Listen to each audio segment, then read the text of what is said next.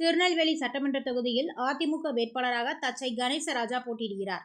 அவர் பேட்டை, திருமங்கை நகர், வாகைக்குளம், திருப்பணி, கரிசல்குளம், வடுகப்பட்டி மற்றும் பேட்டையை சுற்றியுள்ள பகுதிகளில் பொதுமக்களை சந்தித்து வாக்கு சேகரித்தார்.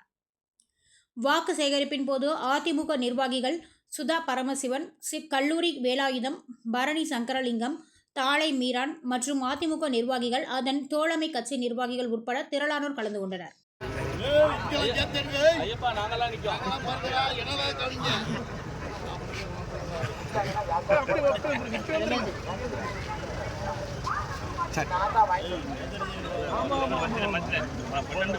ஒரு சீட்டு கொடுக்கலாம். ஒரு சீட்டு கொடுக்கலாம்.